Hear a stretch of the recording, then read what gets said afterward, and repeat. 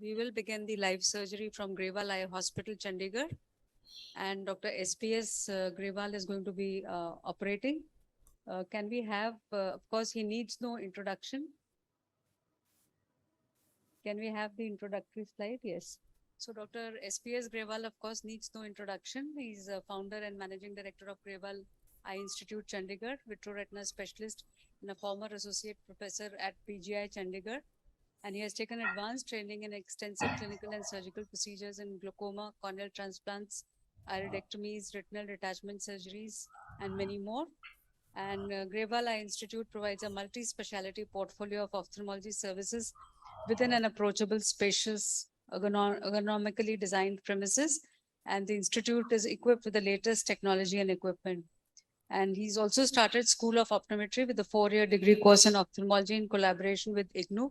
And now we are live from the operation theater of Grewal Eye Institute, Chandigarh. And we are going to be seeing the first case, which is going to be operated by Dr. SPS Grewal.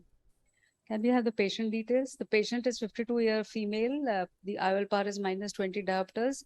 Left eye is being operated with a grade 3 cataract on Quaterra 700 machine.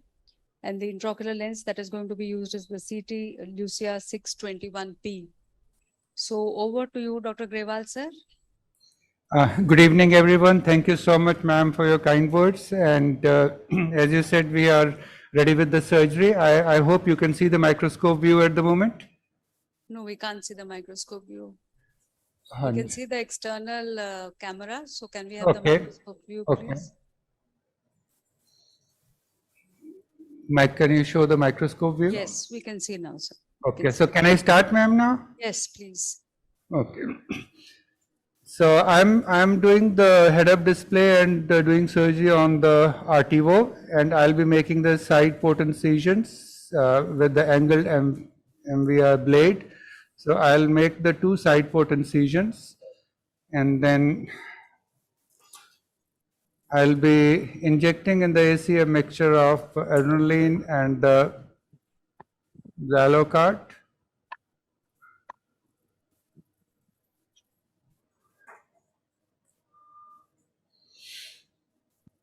And now I'm forming with the viscoelastic.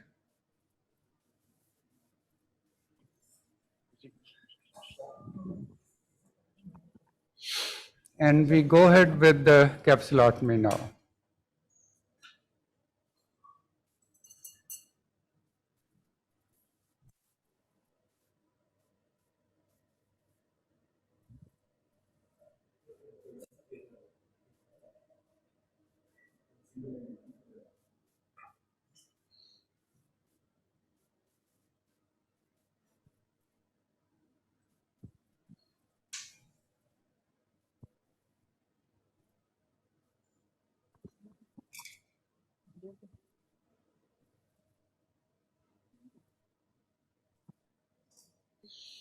And now I'm using a 2.4 mm blade for the main incision. So the clarity is so good. I think it is better than what you are seeing. We are seeing much better here. How is the sharpness? Is it okay? Very, very, very nice. So now I'll be doing the hydrodissection. I'll go in, tent up the capsule, separate it from the cortex, create the cleavage, and then inject and watch the fluid wave go all around it. So gently press it so that whatever extra fluid is goes out, and then go for the hydrodelineation.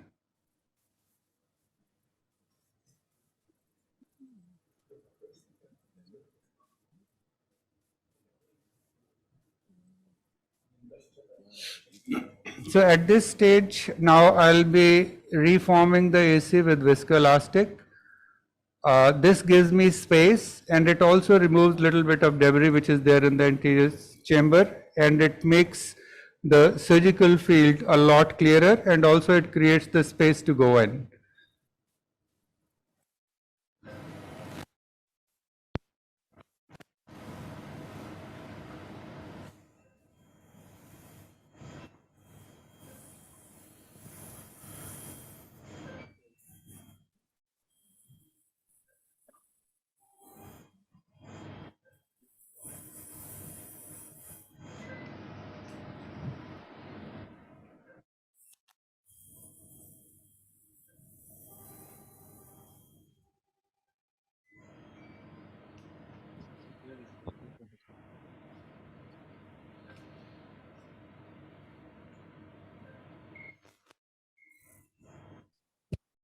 Sir, you are operating on a Zeiss machine, cataract station. So what are your settings at this point in time? The vacuum is set to 681, flow rate is 60, the IOP is 65, and it's a pulse ultrasound.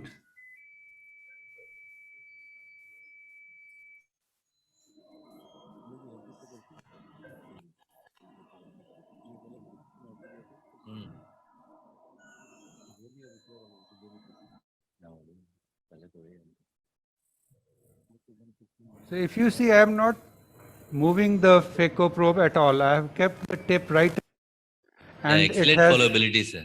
It was it has the followability, and the ability to chew the piece is amazing.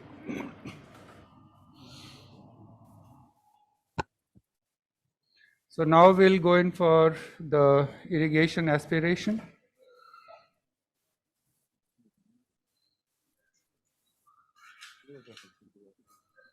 दूसरे दिन इसमें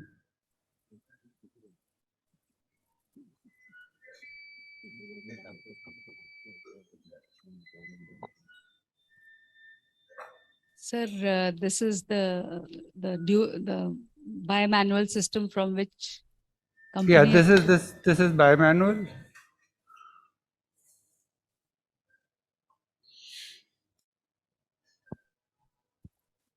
So do you always prefer bimanual or?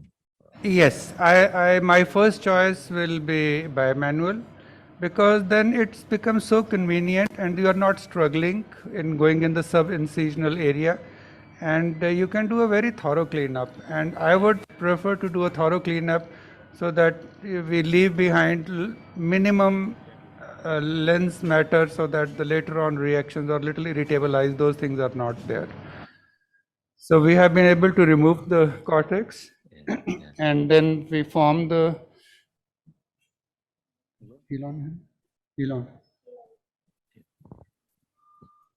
Sir, you must have used many more machines, and this is the machine that now you are using. How do you think it is different from the other machines in the market?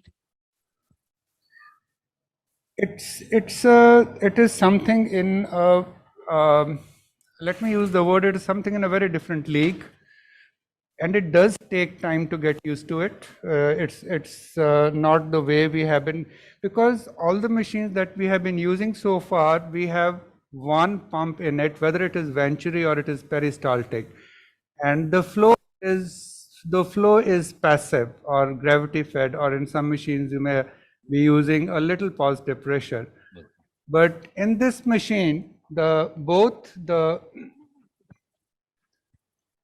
just 1 minute, can I just, so this is the lens, it comes preloaded, you just put viscoelastic over it. So and can we just have a little bit about the lens? Rajesh Sinha here, sir. Good evening. So this is the CT Lucia 621PY. This is a spheric, hydrophobic, single piece, preloaded lens. And then at this moment, there is a little click that I have heard. That means it is ready to be inserted. So we go back. And can we do it through a 2.2 millimeter? We can take the tip of the injector inside. Yes, you can. So this is also, I think, heparin coated lens. It is exactly, ma'am. This is a Yeah. heparin coated lens. And it's a monofocal intraocular lens. It's monofocal. Zeiss.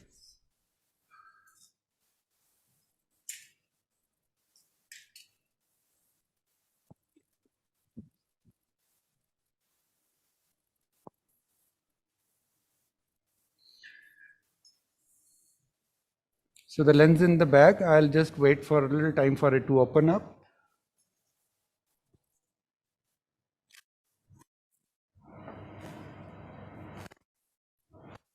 So you would have implanted many more such lenses. So do you think that this the haptics are kind of not leaving the optics? This happens very often, or this happens rarely, or this has happened for the first time? for the first time. Okay.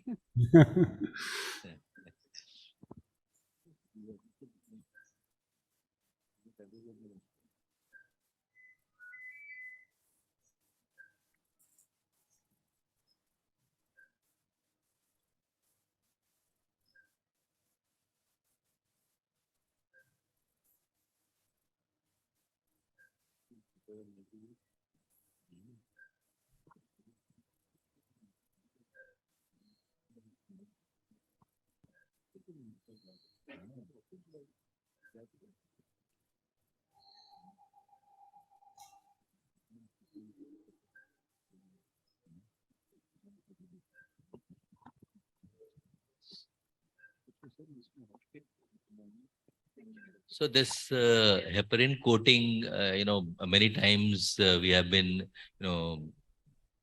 using the lenses. Earlier also there were some heparin coated lenses wherein the chance of inflammation was less, risk of Right. PCO was less. So, I mean, what's You your see, experience? What do you in think? some cases with complicated like uveitis, this is definitely an added advantage.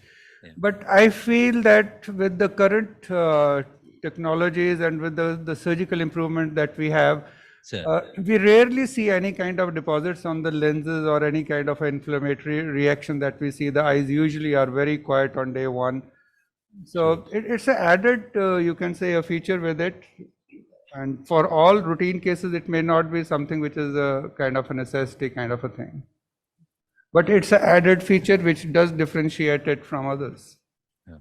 Maybe a long-term study might give us some idea that maybe the risk of chance of PCO may be lesser with this heparin coating. True.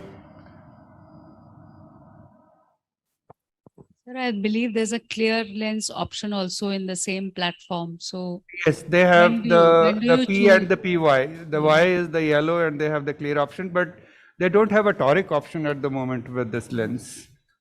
So when would you choose to put a clear lens and when would you choose to put a yellow lens? I'm always using clear lenses. I'm in favor of the clear lenses. I have very rarely used the yellow lenses. So Dr. You see, Rajesh, when would you prefer? if you look at the fundus pictures of these cases with have a yellow lens and with have a clear lens, you see a lot of difference in the color values of the fundus picture even on the camera. So how much the blue blocking finally has a role is kind of a debatable thing. A lot of debate on the literature on it also. I would like to give the patient the clearest possible path for the light to reach the retina. True, sir, true. And particularly in children, when we operate pediatric cataracts, therein, I personally feel that we should have clear lens and not yellow. Absolutely. So we were talking about the machine, and this is a machine where both the aspiration and the flow are controlled. So there is one system which is pushing the fluid into the eye, and there is one system which is pulling the fluid out of the eye. So both the processes are active processes and both have sensors, and the machine measures the volume of the fluid in real time, which is going inside the eye and which is going outside the eye. And based on those calculations, it calculates that how much of the leakage of the fluid is there, that is compensated, and you have a stable chamber. And theoretically, if you look at the way the machine works, theoretically, you cannot have a surge with this machine. With one of the cases in the beginning, by mistake, we made a 3.2 incision, and instead of the 2.2 incision, machine handled it very well. There was absolutely no issue as far as the stability is concerned. So as far as the fluidics are concerned, as you saw in this case, that you just keep the tip, it pulls everything. The fluidics are amazing, and you are working at 680, that is the maximum capacity of the machine. Now, what has been happening so far, especially when we started with the original Venturi peristaltic, and we used to have surge, and there were so many things talking about the surge. Even today, my surgery is performed with a fear of a surge. So you are always cautious, and you are never in a position to take the parameters to its limit. But with this, you can take the parameters to the limits of the machine. If it's 680, you set it at 680 and you work the way you want, you are sure you're not going to get the surge. So that is one advantage with it. I'll say Yeah. this is, sorry, I'll say that this is, if I was using a BMW and Audi earlier, now this is a Ferrari of the FECO. It's amazingly fast. Now that is one aspect of it. Now the second aspect is the FECO power. Now, till now, what I had been doing was, because I was afraid of having a surge, so I was keeping my parameters, flow rate and vacuum rate at a little lower rate and trying to compensate it with a little higher FECO power than is written. Now with this machine, because the fluidics are very strong, you have the option of keeping a lower power, which you can titrate for each different case and use effectively minimum FECO power for that particular case. And then this has a advanced FECO modulation thing where it will automatically adjust what ratio of your pulse rate and frequency will be ideal for this. It also has OP mode where the on-demand pulse can come. That is, whenever there is a occlusion, only then the FECO power comes, and when the occlusion breaks, the FECO will be off. So there are parameters where you can control and titrate the FECO power depending to your liking, depending upon how you are getting the response on the next day as far as the cornea is concerned. But one front which was at the fear, many of us still have the habit of controlling the foot switch and trying to control the fluidic. That you don't have to do it. With this machine, fluidics is out. All you need to focus is on the surgery and the speed of the surgery, and try to titrate the FECO power to the minimum and find your settings where you can optimize this power and use minimum power to have the clear cornea the next day.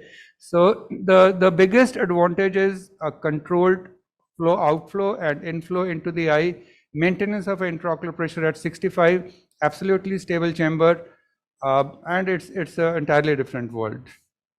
True, sir. When I saw 680 vacuum, I was a bit, I would say that I would be a little hesitant in doing it 680, but then the way the chamber stability I could see, I really must say that this machine definitely works very well.